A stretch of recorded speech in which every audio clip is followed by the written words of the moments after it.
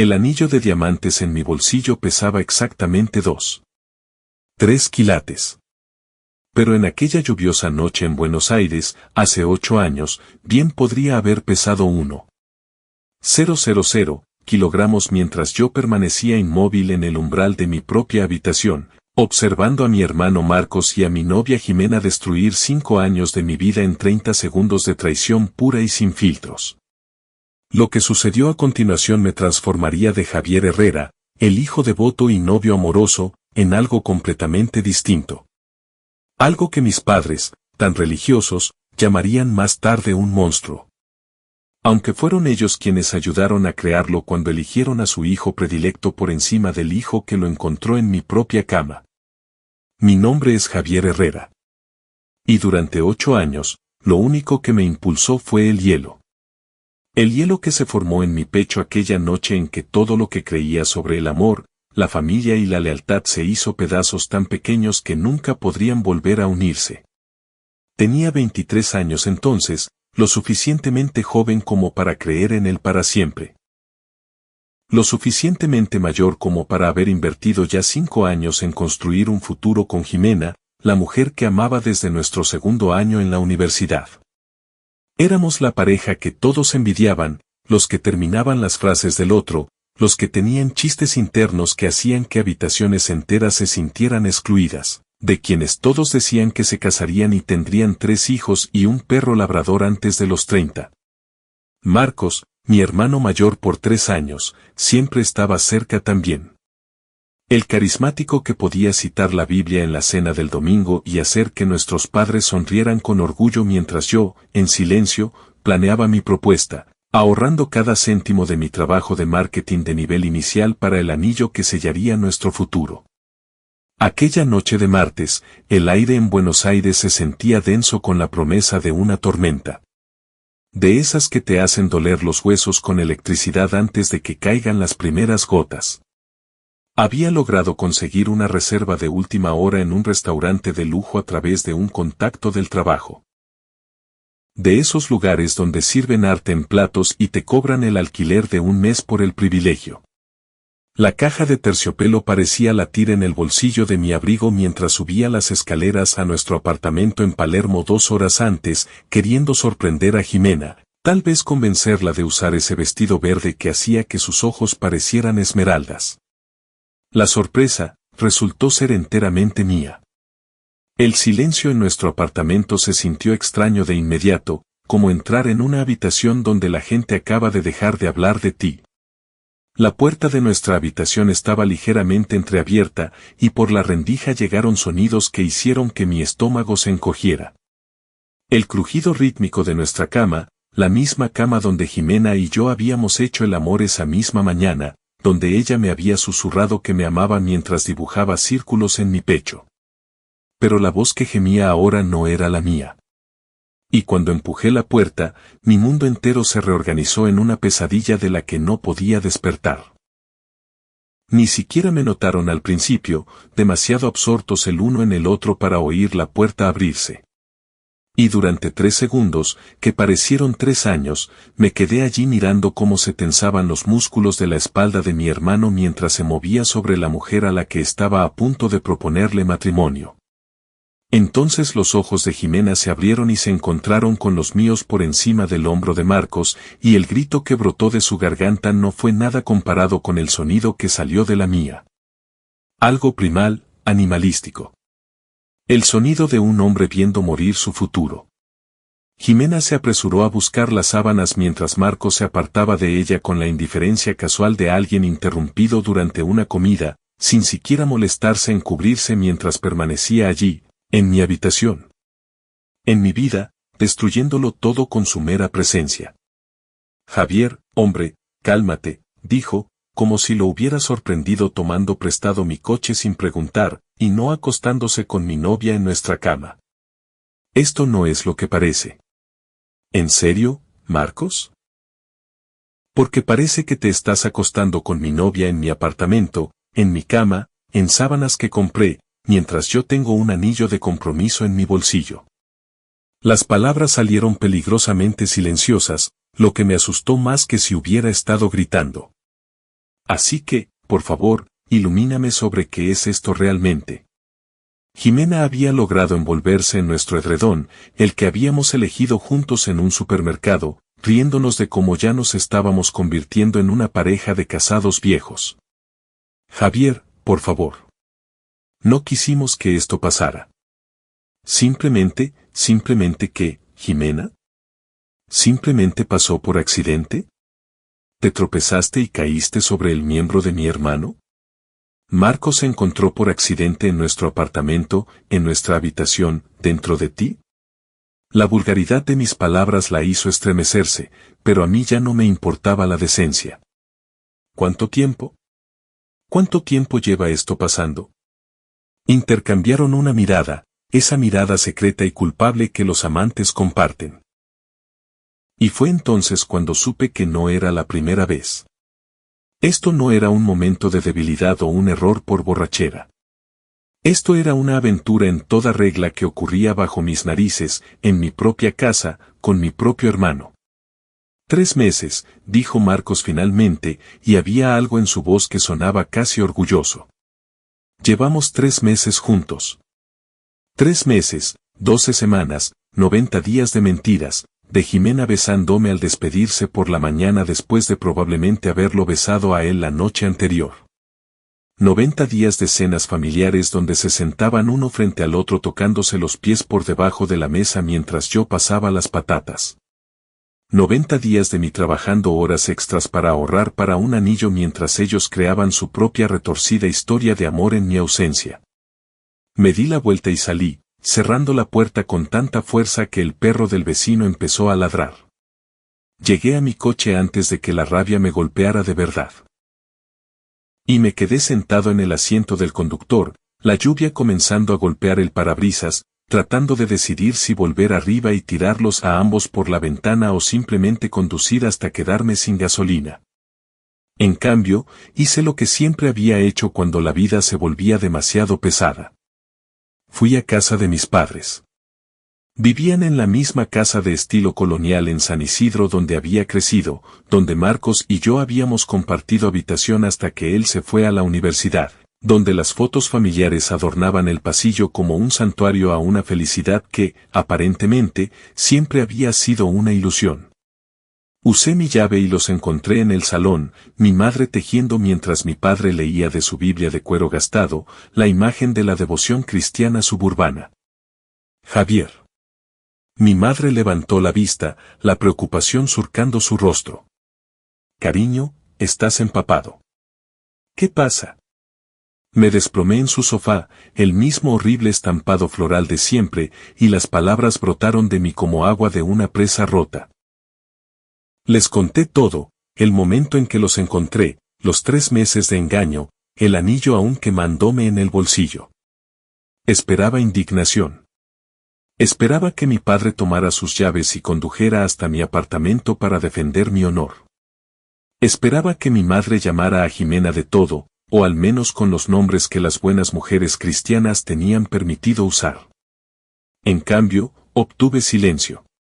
Un silencio largo e incómodo que se extendió entre nosotros como un abismo.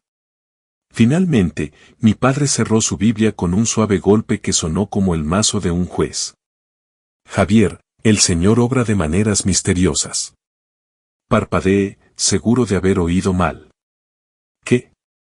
Tu hermano nos llamó hace 1 hora, dijo mi madre en voz baja, sin mirarme a los ojos. Él y Jimena nos dijeron que están enamorados, que no quisieron que sucediera, pero que Dios los ha unido. El suelo pareció inclinarse. ¿Me llamaron antes de que yo los encontrara? Sabían que venías a casa temprano. Querían contártelo bien este fin de semana, dijo mi padre, levantándose y colocando lo que probablemente pensó que era una mano reconfortante en mi hombro. Iban a hablar contigo este fin de semana para explicarte que a veces el amor no sigue los caminos que esperamos. ¿Amor? La palabra me supo a ácido de batería. Me traicionaron en mi propia cama. ¿Y ustedes lo llaman amor? Hijo, la Biblia nos enseña sobre el perdón, dijo mi madre, mirándome finalmente con ojos que contenían lástima, no por mi situación, sino por mi incapacidad para comprender. Los pecados de David fueron perdonados. Pedro negó a Cristo 3 veces y aún fue la roca de la iglesia. Tu hermano se ha desviado del camino justo en sus métodos. Pero si su corazón ha encontrado su verdadero hogar con Jimena, ¿quiénes somos nosotros para interponernos en el camino de Dios? ¿Están de su lado? No fue una pregunta. La verdad se asentó sobre mí como un sudario. Su hijo acaba de encontrar a su hermano en la cama con su novia, ¿y ustedes están de su lado? No estamos tomando partido, dijo mi padre, su tono adquiriendo ese matiz condescendiente que recordaba de los sermones de mi infancia. Simplemente estamos aceptando la realidad que Dios nos ha presentado. Marcos y Jimena van a estar juntos. La pregunta es si lo aceptarás con gracia o dejarás que la amargura envenene tu corazón. Fue entonces cuando la puerta se abrió y entraron Marcos y Jimena, completamente vestidos ahora, pero aún con el olor a sexo y traición.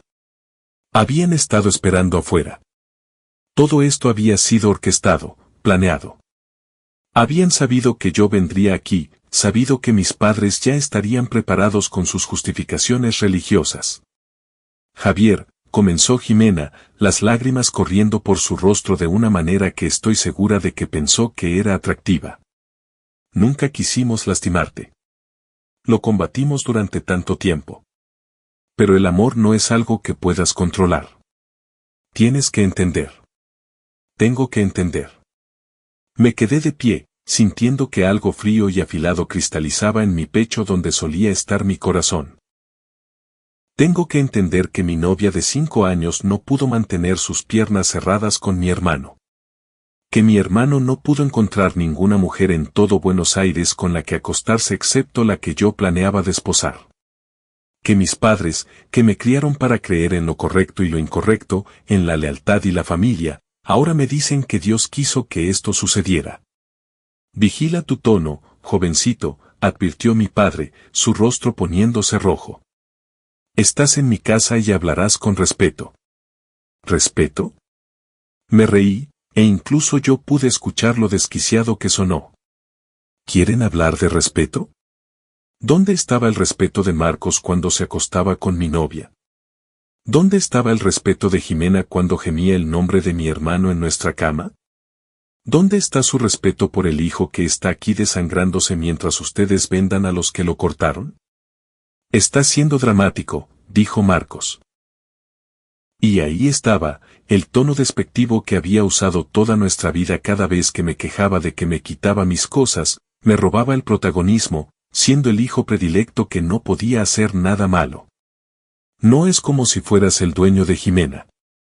Ella es una persona con sus propias elecciones, y me eligió a mí. Acepta. Acepta. Repetí las palabras, saboreándolas, dejándolas asentarse en mis huesos. Tienes razón, Marcos. Debería aceptar. Con eso, me volví hacia mis padres. Estas personas que me habían criado, que me habían enseñado sobre el amor, la lealtad y la fe, que ahora elegían a su hijo favorito sobre su hijo devastado. ¿Quieren que los perdone? Que acepte esto, que vaya a las cenas familiares y los vea juntos, tal vez que sea el padrino en su boda. Eso sería lo cristiano, dijo mi madre esperanzada. Entonces supongo que ya no soy cristiano. Las palabras cayeron en la habitación como una bomba. Mi madre jadeó. El rostro de mi padre se puso morado. No lo dices en serio, dijo. Estás herido. Estás enojado. Pero no lo dices en serio. Digo cada palabra. Si su Dios piensa que esto está bien, si su Dios orquesta la traición y la llama amor, entonces su Dios y yo hemos terminado. Los miré a cada uno por turnos.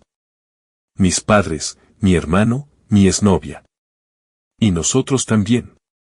Javier, por favor. Jimena intentó acercarse a mí, pero retrocedí como si estuviera contaminada.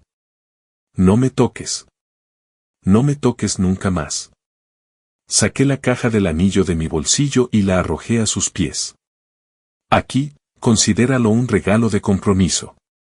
Tal vez Marcos pueda usarlo, aunque dudo que pueda pagar las cuotas. Pequeño desagradecido. Marcos avanzó, pero nuestro padre lo detuvo. Si te vas ahora, dijo mi padre, su voz cargada con la autoridad de un hombre acostumbrado a ser obedecido, no te molestes en volver. Si no puedes perdonar a tu hermano, si no puedes aceptar la voluntad de Dios, entonces no eres mi hijo. Las palabras debieron haberme dolido. Debieron haberme destruido. En cambio, me liberaron. No he sido tu hijo desde el momento en que lo elegiste a él, dije. Solo era demasiado estúpido para verlo. Salí de esa casa y de sus vidas. Detrás de mí, escuché a mi madre llorar, a mi padre rezar, a Marcos consolando a Jimena, la familia cristiana perfecta, menos el hijo inconveniente que se negó a desempeñar su papel asignado de víctima perdonadora. Esa noche, me senté en una habitación de motel en las afueras de Buenos Aires, viendo la lluvia correr por ventanas que no habían sido limpiadas en años y tomé una decisión. Javier Herrera, el buen hijo, el novio devoto, el hombre que creía en la familia y la fe y el para siempre. Ese hombre estaba muerto. Murió en una habitación de Palermo, fue enterrado en un salón en San Isidro. Lo que quedaba era otra cosa, algo más duro y frío e infinitamente más enfocado. Tenía 800 euros en mi cuenta bancaria, un título en marketing y una rabia que ardía tan fría que parecía a propósito. Iba a dejar Buenos Aires, dejar Argentina, dejar todo rastro de la vida que había planeado atrás. Y me iba a convertir en algo que ninguno de ellos podría haber imaginado. Exitoso más allá de sus sueños más salvajes, poderoso más allá de su alcance, y completamente, absolutamente más allá de su capacidad de volver a hacerme daño. Madrid me dio la bienvenida como un depredador recibe a su presa. Todo dientes relucientes y peligros ocultos.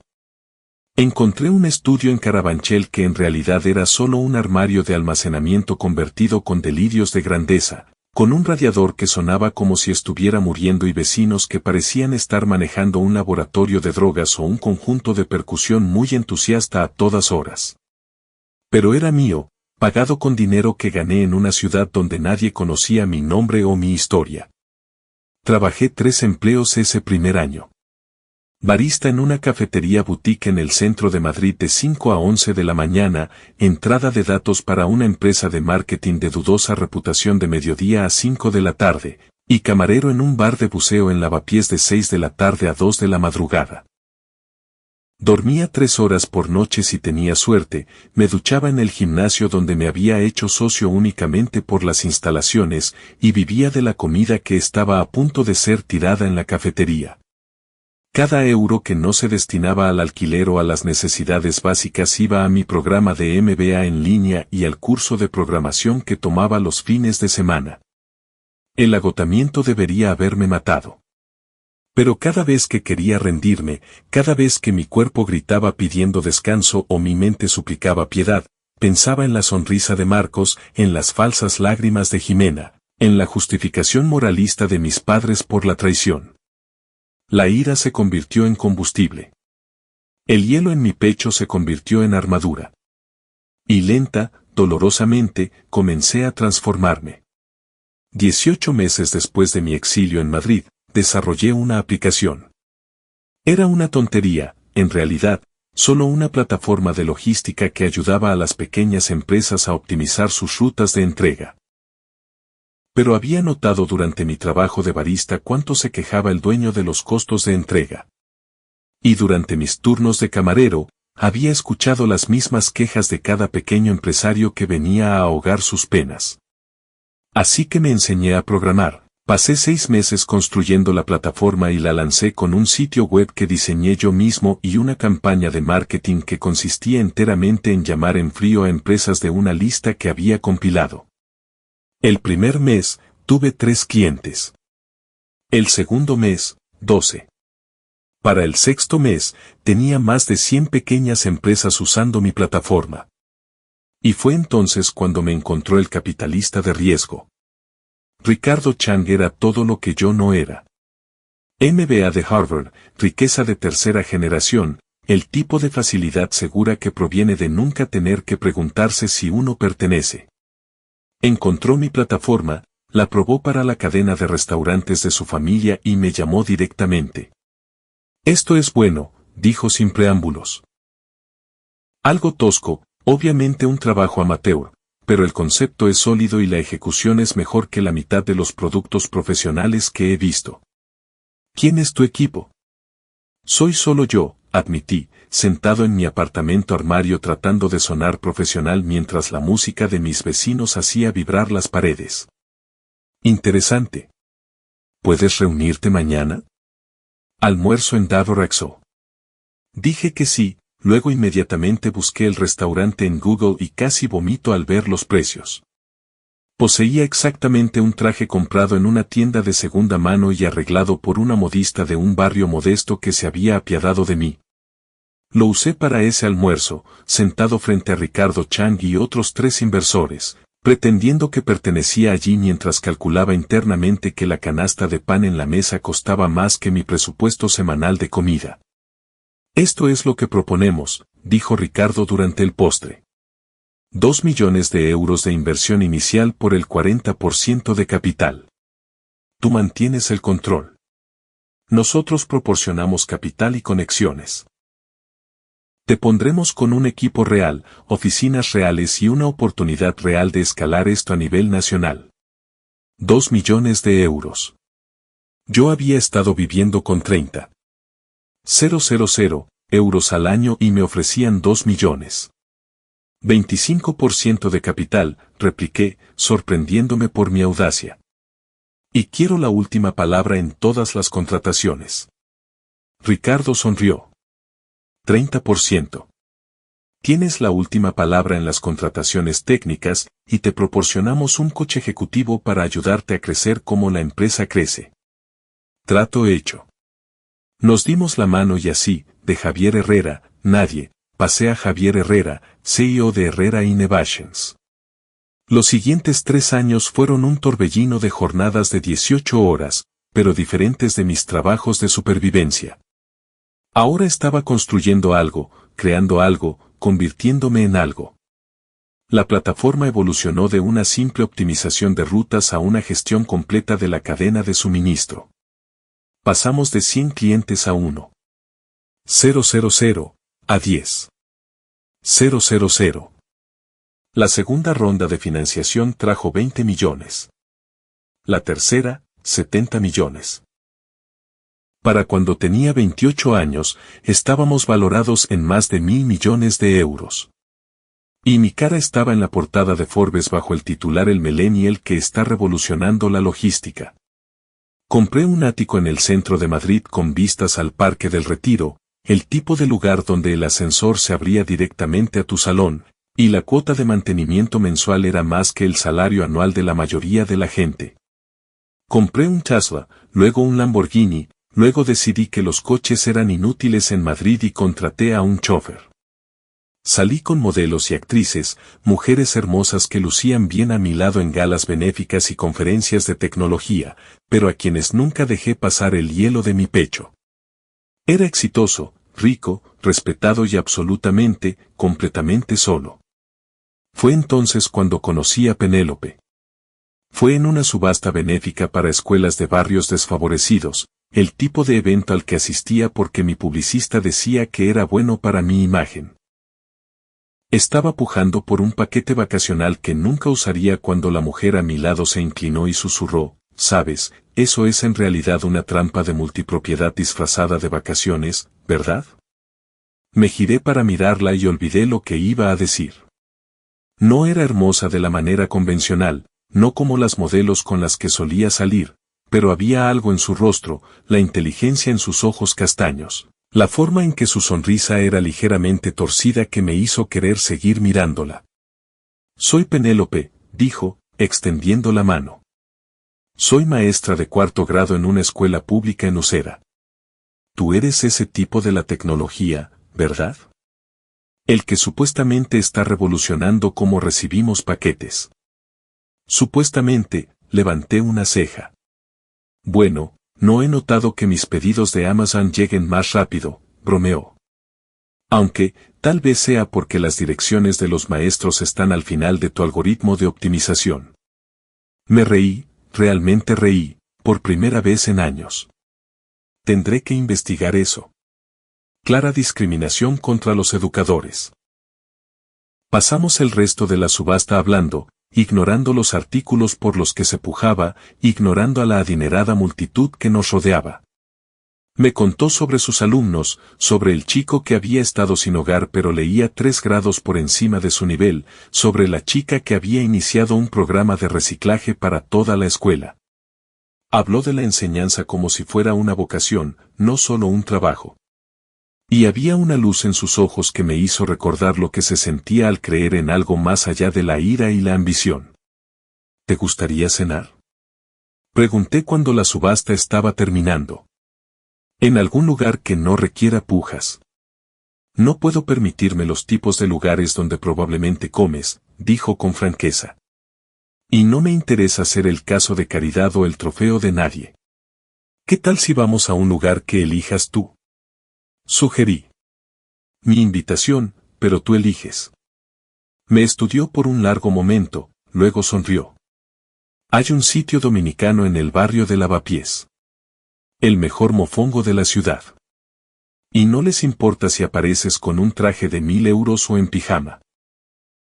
En realidad, es un traje de 3.000 euros, dije, e inmediatamente quise pegarme una patada, pero ella solo se rió. Claro que sí. Viernes, a las 7. Intenta no ir demasiado elegante. Me presenté en vaqueros y camiseta, la primera ropa informal que usaba para cenar en años. El restaurante era pequeño, abarrotado, con manteles de plástico y una iluminación fluorescente que hacía que todos parecieran ligeramente verdes. La comida era increíble, pero, lo que es más importante, Penélope era increíble. Me desafió, me corrigió cuando dije algo privilegiado o fuera de lugar, me hizo reír hasta que me dolía el estómago y me miró como si yo fuera simplemente Javier, no el CEO o el multimillonario o el hombre con un pasado trágico. Salimos durante un año, y no fue nada como mi relación con Jimena. Con Jimena, el amor se había sentido como posesión, como ansiedad, como intentar constantemente ser suficiente. Con Penélope, el amor se sintió como paz, como volver a casa, como ser visto y aceptado exactamente por quien era, con todas mis partes dañadas. Le conté mi pasado en nuestro 6º mes de aniversario, desglosé toda la fea historia con vino en mi ático. Ella escuchó sin interrumpir, me tomó la mano cuando mi voz se quebró, y cuando terminé, dijo, no te merecían. Ninguno de ellos. No soy una buena persona, Pen, le advertí. Soy frío. Me mueve la ira. He construido toda mi vida en demostrarles que estaban equivocados, en ser mejor que ellos. Eso no es sano. No, ella estuvo de acuerdo. Pero estás trabajando en ello, y eres honesto al respecto. Eso es más de lo que la mayoría de la gente puede decir. Me apretó la mano. Además, tengo suficiente calor para los dos hasta que te descongeles. Conocer a su familia fue como entrar en un universo alternativo donde las familias realmente se amaban y se apoyaban mutuamente. Su padre, Miguel, era un bombero retirado que todavía tenía la complexión de un hombre que podría sacarte de un edificio en llamas. Su madre, Ana, era una enfermera que de alguna manera te hacía sentir que eras la persona más importante de la habitación con solo mirarte. Sus hermanos, David y Tomás, eran el tipo de chicos que amenazaron con matarme si lastimaba a su hermana, pero luego inmediatamente me invitaron a su partida de póker. Me aceptaron al instante, completamente sin preguntas ni calificaciones. Cuando Miguel descubrió que no sabía cómo arreglar coches, pasó 3 sábados enseñándome mantenimiento básico en su Ford Mustang antiguo. Cuando Ana supo que había estado viviendo de comida para llevar durante años, empezó a invitarme a cenas dominicales donde me llenaba el plato tanto que no podía ver por encima. David y Tomás me incluyeron en sus grupos de mensajes, enviando memes estúpidos y pidiéndome consejos sobre inversiones como si siempre hubiera sido parte de su grupo. Era todo lo que nunca había tenido con mi propia familia. Aceptación incondicional, calidez genuina, la seguridad de saber que me elegirían, lucharían por mí, me apoyarían sin importar qué. El hielo en mi pecho no solo se derritió. Se evaporó, reemplazado por algo que había creído muerto para siempre, la capacidad de confiar, de amar, de creer en la familia de nuevo. Le propuse matrimonio a Penélope en el aniversario de nuestra primera cita en el mismo restaurante dominicano con los manteles de plástico y las luces fluorescentes y el mejor mofongo de la ciudad. Me arrodillé allí mismo entre las mesas, sin importarme que mis vaqueros estuvieran en el suelo pegajoso, sin importarme que todos estuvieran mirando y que alguien definitivamente lo estuviera filmando para las redes sociales. Penélope Martínez, dije, sosteniendo el anillo que diseñé yo mismo. No el más grande ni el más caro, sino único como ella. Me salvaste de convertirme en el hombre amargado y enojado en el que me dirigía. Me mostraste que la familia no se trata de sangre. Se trata de elección. Me elegiste cuando aún estaba medio congelado por dentro, y me amaste hasta que me descongelé. ¿Te casarías conmigo? Ella dijo que sí antes de que yo terminara, tirando de mí para un beso mientras todo el restaurante estallaba en aplausos y el dueño sacó champán gratis para todos. Anunciamos nuestro compromiso en redes sociales con una simple foto, nuestras manos entrelazadas, el anillo captando la luz con la leyenda, dijo Cial para siempre. En cuestión de horas, se había vuelto viral, no solo por quien era yo en el mundo de la tecnología, sino porque la gente amaba la historia del multimillonario que propuso matrimonio en un restaurante humilde a una maestra de escuela pública. Fue entonces cuando aparecieron. Estaba en mi despacho revisando contratos para una posible adquisición cuando mi ama de llaves, la señora Álvarez, hizo sonar el intercomunicador. Señor Herrera, hay 2 personas en el vestíbulo que dicen ser sus padres. ¿Debería hacerlo subir? 8 años, 3 meses y 12 días. Ese era el tiempo que había pasado desde que salí de su casa. 8 años de cumpleaños, navidades y logros de los que no habían sido parte. 8 años de silencio que decía todo lo que las palabras no podían.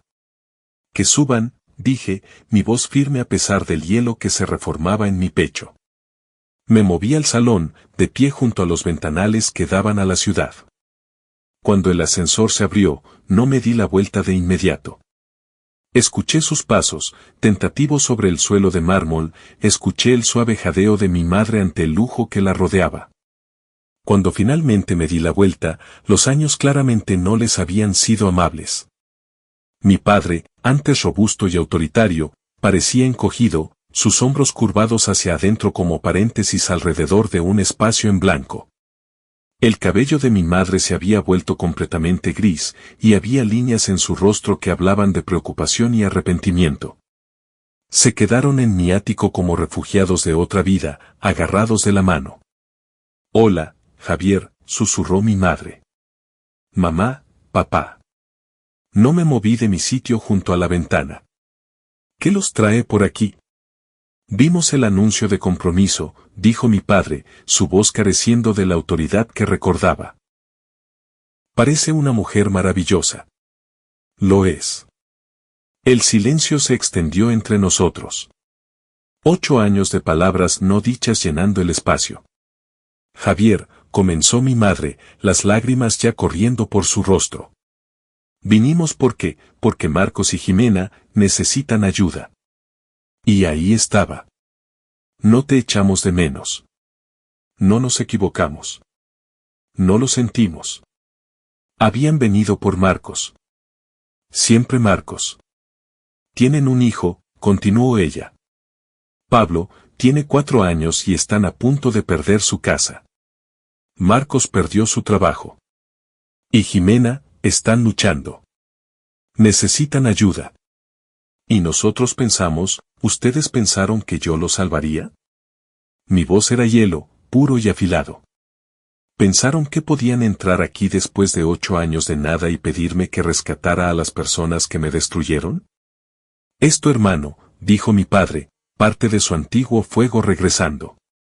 Dejó de ser mi hermano en el momento en que decidió traicionarme. Ustedes dejaron de ser mis padres en el momento en que lo eligieron a él. No elegimos, mi madre comenzó. Lo hicieron. Eligieron. Tenían 2 hijos frente a ustedes.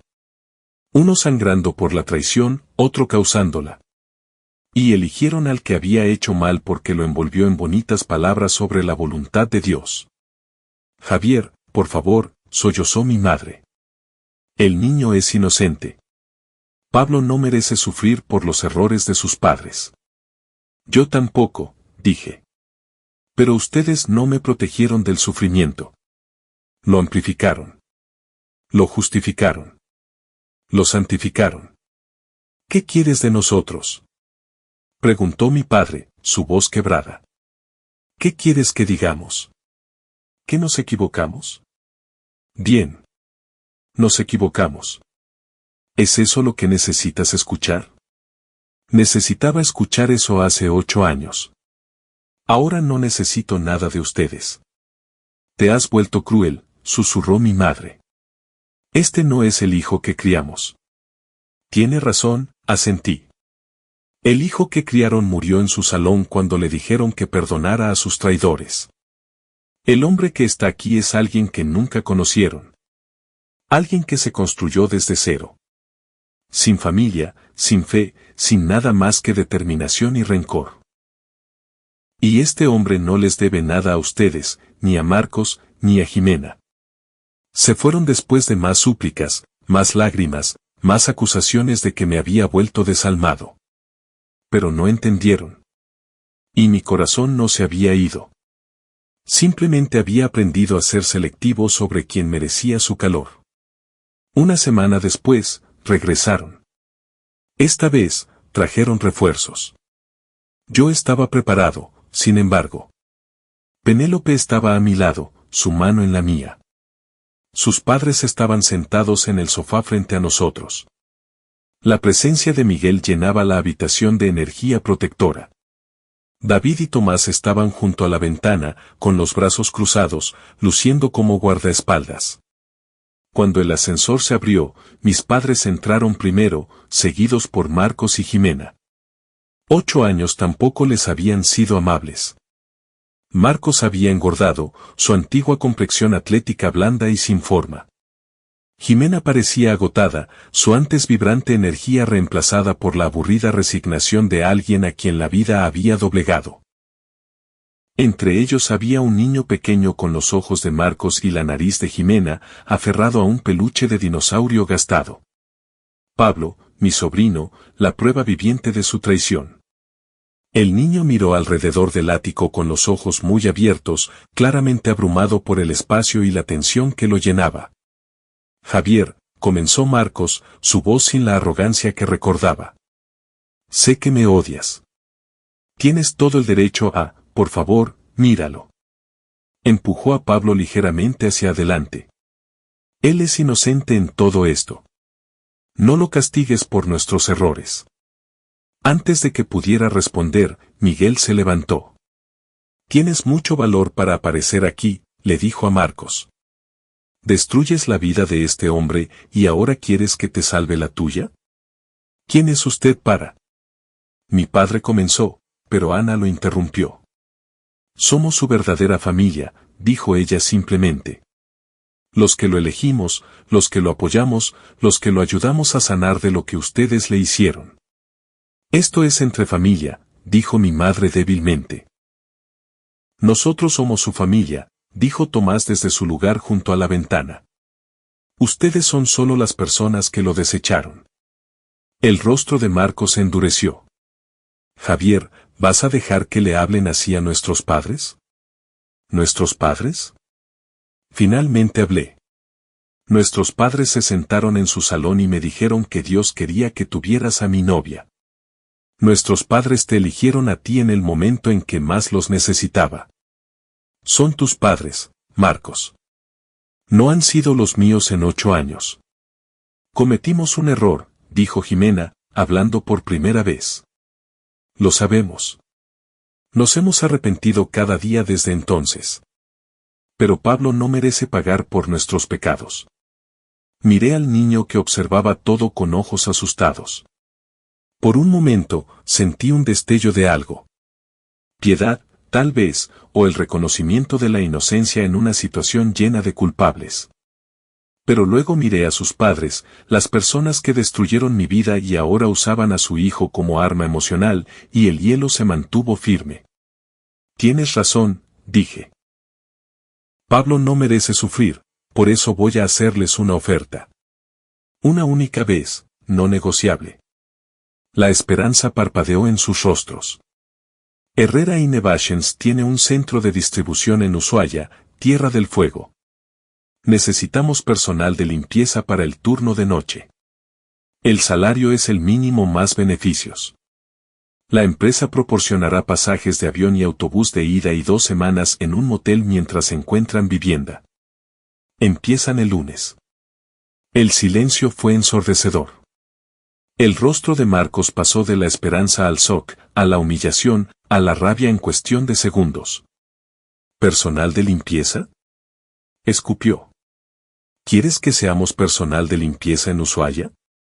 No quiero nada, corregí. Les ofrezco trabajo. Tómenlo o déjenlo, pero esta es la única ayuda que recibirán de mí. Esto es humillación, dijo Jimena, las lágrimas corriendo por su rostro. No, dijo Penélope, hablando por primera vez. Humillación es encontrar a tu novio en la cama con otra. Esto es empleo. No puedo creer que te hayas convertido en esta persona, me dijo mi madre.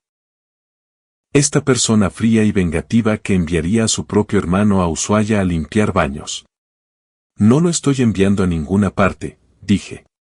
Le estoy ofreciendo un trabajo, más de lo que él me ofreció a mí cuando destruyó mi vida. Aceptaron los trabajos. ¿Qué otra opción tenían? Pablo necesitaba comida, refugio, estabilidad. El orgullo no paga el alquiler ni compra víveres. Mientras se dirigían al ascensor, Marco se giró una última vez. ¿Sabes qué es lo peor, Javier? No es que hayas ganado. Es que te has vuelto exactamente como nosotros. Eligiendo tu propia comodidad por encima de la familia, justificando la crueldad con bonitas palabras sobre la justicia. La única diferencia es que tú eres mejor en eso. Después de que se fueron, me quedé junto a la ventana, mirando las luces de la ciudad, sintiendo el peso de las palabras de Marcos. Penélope se acercó a mí, deslizando su brazo por mi cintura. Se equivoca, dijo suavemente. No eres nada como ellos. ¿Cómo lo sabes? Porque mañana vas a llamar a tu asistente y te asegurarás de que su hijo ingrese en una buena escuela en Ushuaia. Porque vas a pedirle a alguien que los revise periódicamente para asegurarte de que estén bien. Porque, aunque no lo admitas, te asegurarás de que ese niño tenga oportunidades, incluso si lo haces a distancia. La miré, sorprendido. ¿Cómo? Porque te conozco, Javier Herrera. El hielo puede ser grueso, pero todavía hay un corazón debajo. Un corazón selectivo, tal vez, pero un corazón al fin y al cabo. Tenía razón, por supuesto. Hice todas esas cosas en silencio, anónimamente. Me aseguré de que Pablo entrara en la mejor escuela de Ushuaia, de que tuviera atención médica cuando la necesitara, de que aparecieran regalos de Papá Noel cuando sus padres no podían permitírselos. No lo hice por Marcos ni por Jimena. Lo hice por un niño pequeño que no eligió a sus padres, así como yo no elegí a los míos. 6 meses después, Penélope y yo nos casamos en una bodega en La Rioja. Toda su familia extendida estuvo allí. Primos, tías, tíos, amigos que se habían convertido en familia. Mi lado era más pequeño, colegas, mentores como Ricardo Chang, los pocos amigos que había hecho en mi nueva vida. Y al fondo, sentados en silencio, estaban mis padres. Los había invitado por insistencia de Penélope. No por ellos, había dicho. Por ti, para que puedas cerrar ese capítulo correctamente. Se sentaron durante la ceremonia, viendo cómo Miguel llevaba a Penélope por el pasillo, como su hermano actuaba como mi padrino, como su madre leía un poema sobre la elección de la familia. Durante el baile de padre e hija, cuando Miguel hizo girar a Penélope por la pista mientras ella reía, vi a mi madre secarse las lágrimas. No lágrimas de felicidad, sino lágrimas de reconocimiento por lo que podría haber sido. Cuando vinieron a despedirse, mi padre me estrechó la mano. «Es una buena mujer», dijo. «Te ha ido bien». «Así es», asentí. «Javier», dijo mi madre, queremos ser parte de tu vida, la parte que nos permitas. Sabemos que no podemos deshacer el pasado, pero tal vez, dije, lo que era más de lo que pensé que podría dar. Empezaron a llamar una vez al mes. Conversaciones cortas y cuidadosas sobre temas seguros, el tiempo, mi negocio, su salud. Nunca sobre Marcos o Jimena, aunque escuché a través de emisiones cuidadosas que todavía estaban en Ushuaia, todavía trabajando, todavía juntos. El restaurante que intentaron abrir fracasó en un año, pero habían encontrado trabajo estable y estaban sobreviviendo, si no prosperando. Cuando Penélope me dijo que estaba embarazada, las primeras personas a quienes se lo contamos fueron a sus padres. Miguel lloró, abrazando a Penélope con fuerza mientras Ana inmediatamente empezaba a planificar la guardería. David y Tomás discutían sobre quién sería el mejor tío, quién le enseñaría al niño a lanzar una pelota, quién sería el que amenazaría a su primera cita. Llamé a mis padres al día siguiente. El silencio al otro lado cuando les conté fue largo, pesado con el peso de otro nieto que apenas conocerían. «Felicidades», dijo mi madre finalmente. «Estamos felices por ti». «Gracias, Javier», dijo mi padre. «Nos gustaría, es decir, si te sientes cómodo, nos gustaría participar. Al nivel que te sientas cómodo». «Veremos», dije, lo que era un progreso del tal vez. Ricardo Ricky Herrera nació una nevada mañana de diciembre, gritando a todo pulmón como si anunciara su presencia al mundo. En el momento en que lo colocaron en mis brazos, comprendí algo fundamental sobre el amor, sobre la familia, sobre la protección. Esta pequeña persona era mía para proteger de las crueldades del mundo. Mía para amar incondicionalmente, mía para asegurar que nunca sintiera el frío aislamiento de la traición de quienes deberían amarlo más. Mis padres lo conocieron cuando tenía 3 meses. Lo sostuvieron con cuidado, como si pudiera romperse o como si ellos pudieran romperse. Mi madre le cantó la misma nana que una vez me había cantado a mí y a Marcos. Y por un momento recordé ser pequeño y seguro y amado, pero el recuerdo era distante, como mirar la fotografía de otra persona. «Es hermoso», dijo ella, devolviéndomelo. «Lo es». «Javier», dijo mi padre de repente. «Te debemos una disculpa. Una de verdad. Nos equivocamos esa noche. Estábamos tan preocupados por mantener la paz, por mantener la imagen de una familia perfecta que te sacrificamos por ello. Eso no fue cristiano. No fue paternal. Fue cobardía». Los miré, a estas personas envejecidas y disminuidas que una vez habían sido todo mi mundo. «Aprecio eso», dije, «pero las disculpas no cambian el pasado. Solo lo reconocen». «¿Qué lo cambiaría?», preguntó mi madre desesperadamente. «¿Qué lo haría bien?». «Nada», dije honestamente. «Algunas cosas no se pueden arreglar. Solo se pueden superar. Y yo lo he superado. Tengo una esposa que me ama, un hijo que criar, una familia que me eligió. Ya no necesito nada de mi pasado». Entendieron finalmente que el perdón y el olvido no eran lo mismo. Que podía dejar ir la ira sin volver a aceptarlos por completo. Que algunos puentes, una vez quemados, podían reconstruirse, pero nunca serían tan fuertes como antes. A medida que Ricky crecía, mis padres se convirtieron en figuras periféricas en su vida. Los abuelos que veía en vacaciones, que enviaban regalos de cumpleaños, que existían pero no eran esenciales. Miguel y Ana, sin embargo, eran el abuelo y la abuela, aquellos cuya casa suplicaba visitar, cuyos regazos escalaba para escuchar historias, cuyo amor era incondicional y omnipresente. Cuando Ricky tenía 3 años, recibí una llamada de un número que no reconocí. Era Pablo, mi sobrino, ahora de 11 años. Tío Javier. Su voz era incierta, nerviosa. Lamento molestarte. Conseguí tu número de la abuela. Solo quería darte las gracias ¿por qué? Sé que fuiste tú, dijo simplemente. Los regalos de Navidad, la escuela, el médico cuando me rompí el brazo. Mamá y papá no lo saben.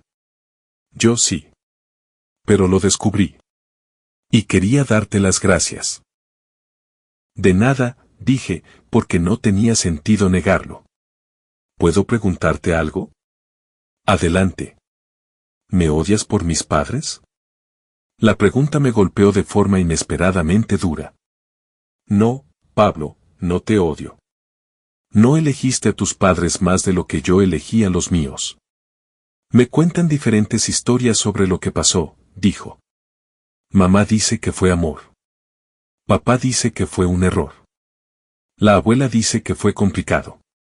Pero nadie me dice por qué te fuiste. A veces, Pablo, la gente se hace tanto daño que quedarse cerca de ellos dolería aún más. Me fui para protegerme, para construir una vida mejor. No se trató de ti. ¿Alguna vez te conoceré a ti y a mi primo? Pensé en eso, en este niño que compartía mi sangre pero no mi dolor. Que era inocente de los pecados de sus padres pero cargaba con sus consecuencias.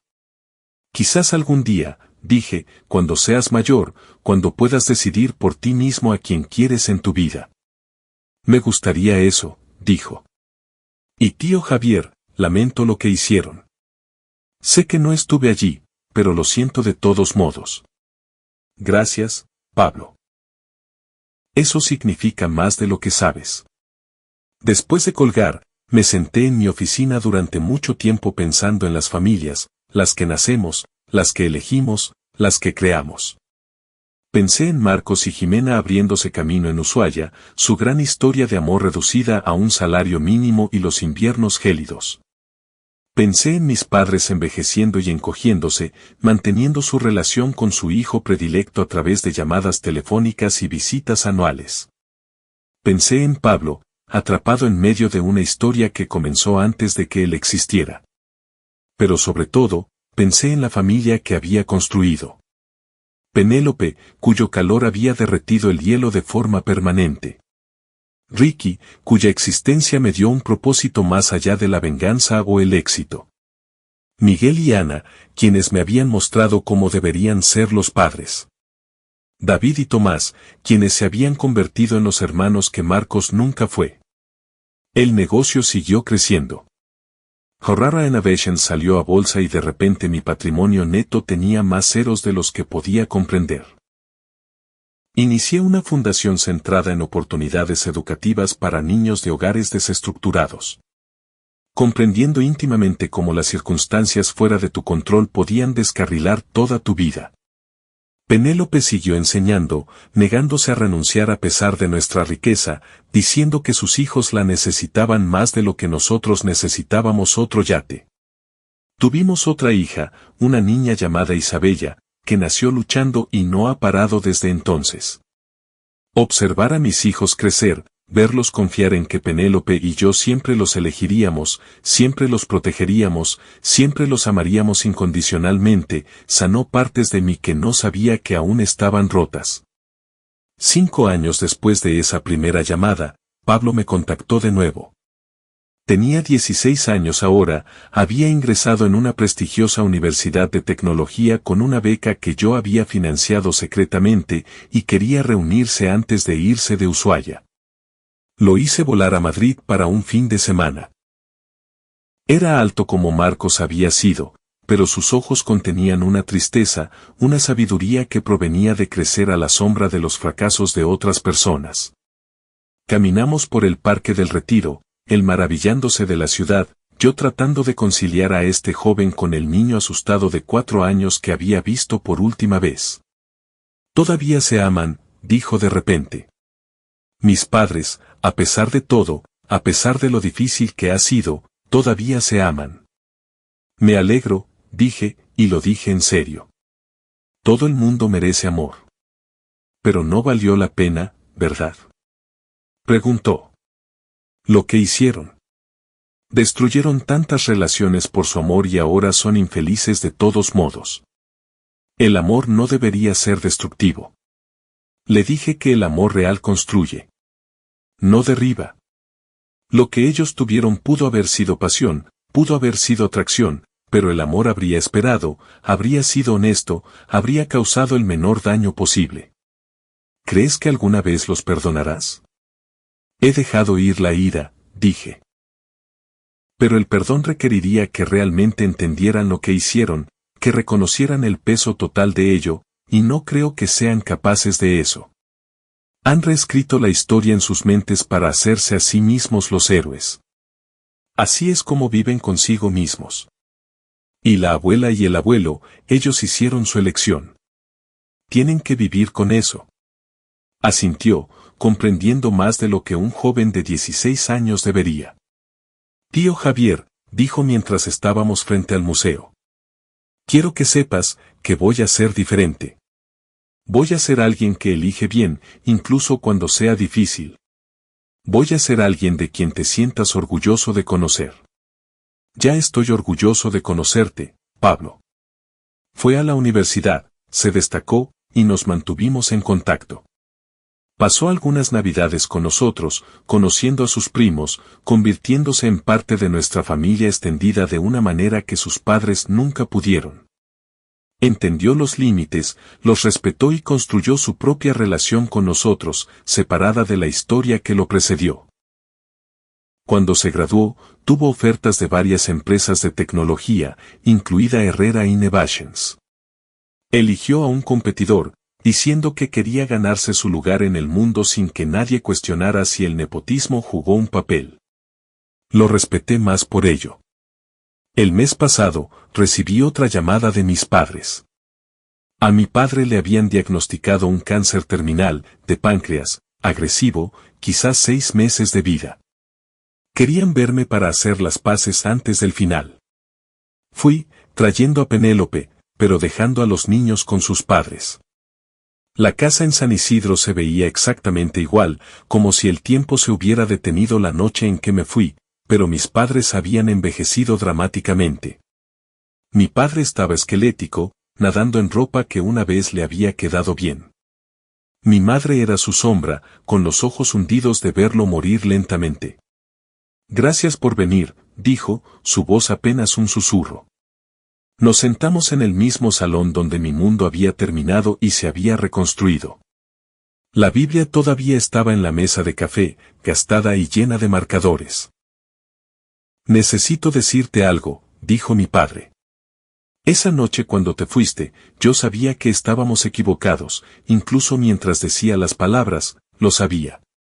Pero estaba demasiado orgulloso para admitirlo, demasiado comprometido con el camino que habíamos elegido. Y para cuando pude admitírmelo a mí mismo, ya había pasado demasiado tiempo. ¿Por qué, Marcos? Pregunté, la pregunta que nunca había pronunciado. ¿Por qué lo elegiste a él? Porque era más fácil, dijo mi madre en voz baja. Marcos siempre nos decía lo que queríamos oír. Siempre interpretaba el papel que esperábamos. Tú eras complicado, Javier. Hacías preguntas. Desafiabas las cosas. Nos hacías pensar. Y eso nos asustaba. Así que cuando tuvimos que elegir, elegimos el camino fácil, el que no requería que nos examináramos a nosotros mismos o a nuestras creencias. Y me costó todo, dije. No con crueldad, solo de manera factual.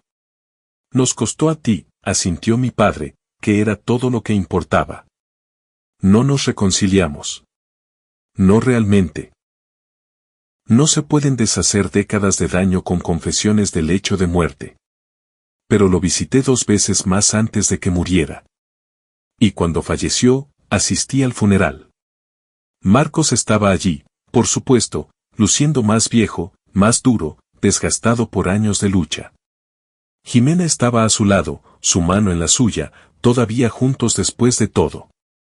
Pablo estaba apartado de ellos, más cerca de Penélope y de mí que de sus padres. En la tumba, Marcos se me acercó. «Javier. Supongo que estás satisfecho», dijo con amargura. «Ganaste. Lo tienes todo, y nosotros tenemos Ushuaia. Tengo lo que construí», corregí. «Ustedes tienen lo que eligieron». «Elegimos el amor», dijo como si fuera una defensa. «Ustedes eligieron la traición y la llamaron amor», dije. «Hay una diferencia». Empezó a responder, luego se detuvo, mirando la tumba donde yacía nuestro padre. «¿Crees que alguna vez se arrepintió de haberme elegido?» «Cada día», dije honestamente, pero para entonces la elección ya estaba hecha. «Yo la amaba, ¿sabes?», dijo de repente. A Jimena, no se trataba solo de quitarte algo. Realmente la amaba. «Lo sé», dije. «Eso fue lo que lo hizo peor. Si solo hubiera sido crueldad, lo habría entendido mejor. Pero la amabas y me destruiste de todos modos. Eso es lo que nunca pude perdonar. Que mi dolor significara menos para ti que tu placer». Nos quedamos allí en silencio, dos hermanos que no eran hermanos, ante la tumba de un padre que nos había fallado a ambos de diferentes maneras. «Por lo que vale», dijo Marcos finalmente, «lo siento, no por amarla, sino por cómo lo hicimos. Debimos haber sido honestos. Debimos haber esperado. Debimos haber hecho literalmente cualquier otra cosa que no fuera lo que hicimos». «Sí», asentí. «Debieron haberlo hecho». «¿Es todo? ¿Solo sí? ¿Sin perdón? ¿Sin cierre?» «El cierre es que ahora somos extraños, Marcos. Compartimos ADN e historia, pero somos extraños. Y está bien. No todas las historias tienen un final feliz. No todas las relaciones se reparan. A veces, el mejor resultado es la distancia». Lo dejé allí y regresé a donde Penélope me esperaba con mi verdadera familia. Sus padres, sus hermanos, nuestros hijos. Pablo nos siguió, eligiendo su lado en un conflicto que comenzó antes de que él naciera. Esa noche en nuestra habitación de hotel, Penélope me preguntó si sentía algo por la muerte de mi padre. «Alivio», admití. «No porque esté muerto, sino porque se acabó. Ese capítulo está finalmente y completamente cerrado. Y Marcos, él está exactamente donde siempre estuvo. En ningún lugar de mi vida que importe». «¿Sabes qué pienso?», dijo ella, acurrucándose a mi lado. «Creo que ganaste. No porque tengas más dinero o éxito, sino porque construiste algo real a partir de su destrucción. Tomaste lo peor que podía pasar y lo convertiste en la mejor vida posible. Esa es la victoria definitiva». Tenía razón. La verdadera venganza no era mi éxito o sus luchas. Era mi felicidad. Eran las cenas de los domingos con la familia Martínez, enseñando a Ricky a lanzar una pelota con David y Tomás, viendo a Isabella corretear tras sus abuelos. Era la mano de Penélope en la mía, sabiendo que ella nunca me traicionaría, que su familia siempre me elegiría. Era Pablo eligiendo ser mejor que sus padres, demostrando que la sangre no determina el destino. Ahora, mientras estoy sentado en mi oficina mirando la ciudad que conquisté, pienso en aquel chico de 23 años parado en una puerta viendo cómo su mundo ardía. Quiero decirle que mejora. Pero eso no es del todo correcto. No mejora. Tú mejoras. Te haces más fuerte, más inteligente, más cauteloso con tu confianza. Aprendes que la familia no se trata de genes compartidos, sino de valores compartidos. Que el amor no es solo un sentimiento, sino una elección que haces cada día. Que el perdón es opcional, pero seguir adelante es obligatorio. Mi teléfono vibra con un mensaje de Penélope. «Cena familiar en casa de mis padres esta noche. Mi mamá hizo tu plato favorito. No llegues tarde». Sonrío. El hielo en mi pecho ahora es solo un recuerdo del invierno en una vida que ha encontrado su primavera. Otro mensaje. Este de Pablo. Conseguí el trabajo en una empresa aeroespacial líder. Gracias por la carta de recomendación. No te defraudaré. Respondo, nunca lo has hecho. Un último mensaje de un número que no reconozco. Casi lo elimino. Luego leo, Javier, soy Jimena. Sé que no tengo derecho a contactarte. Solo quería que supieras que, a pesar de todo, me alegro de que hayas encontrado la felicidad. Te merecías algo mejor de lo que te dimos. Lamento que me haya llevado 20 años decir eso. Miro el mensaje por un largo momento, luego lo elimino. Algunas disculpas llegan demasiado tarde para importar. Algunos puentes están demasiado quemados como para siquiera reconocer el intento de reconstruirlos. Pero mientras recojo mis cosas para ir a casa con mi verdadera familia, me doy cuenta de algo. Ya no estoy enojado. El hielo se ha ido, derretido por el calor de las personas que me eligieron, que continúan eligiéndome cada día. Marcos y Jimena son solo personas que me enseñaron a través de su traición lo que el amor real no es. Mis padres me enseñaron lo que la familia no debería ser. Todos fueron maestros a su manera, mostrándome a través de sus fracasos que no hacer, quién no ser, que no aceptar. Y al final, quizás eso sea el perdón. No absolverlos, no darles la bienvenida de nuevo, sino reconocer su papel en hacerme quien soy. Y estar agradecido de que su traición me haya llevado a algo mucho mejor. Me dieron trauma, pero construí triunfo. Me dieron abandono, pero encontré abundancia. Me dieron un corazón roto, pero forjé una vida inquebrantable. El ascensor sube hacia el ático donde espera mi familia elegida. Donde los niños que nunca dudarán de que son amados probablemente están destrozando el salón. Donde los suegros, que son más padres que mis padres biológicos, están poniendo la mesa. Donde una esposa que conoce todos mis pedazos rotos y me ama de todos modos, probablemente está tratando de mantener el orden y fracasando hermosamente. Esta es mi venganza, no su sufrimiento, sino mi alegría. No su fracaso, sino mi éxito al construir todo lo que dijeron que no podría tener, que no merecería, que debería sacrificar por su conveniencia. El chico que salió de esa casa en San Isidro hace 20 años estaba roto. El hombre que entra a este ático está completo, no porque olvidó la ruptura, sino porque eligió reconstruir con mejores materiales, cimientos más fuertes y personas que nunca le pedirían que fuera menos de lo que es para que ellos pudieran ser más. Eso es lo que pasa con la traición. Solo te destruye si se lo permites. De lo contrario, es solo fertilizante para la vida que estabas destinado a vivir de todos modos. Y mi vida, construida sobre las cenizas de sus elecciones, es más hermosa de lo que jamás pude haber imaginado cuando era joven e ingenuo y pensaba que el amor significaba nunca tener que protegerte de las personas que afirman preocuparse por ti. El ascensor se abre y escucho a Ricky gritar, «¡Papá!», mientras corre hacia mí. Isabella corretea detrás. Penélope riendo por algo que dijo su madre. Miguel y David discutiendo sobre deportes. Tomás robando comida de la cocina. Esta es mi familia. Esta es mi victoria. Este es mi final feliz. Construido no sobre cuentos de hadas, sino sobre la brutal verdad de que a veces la familia en la que naces es solo el borrador. Y la familia que eliges es la obra maestra. Y mientras Ricky salta a mis brazos e Isabella me agarra la pierna y Penélope me besa al saludarme y su familia me da la bienvenida a casa, sé con absoluta certeza que gané.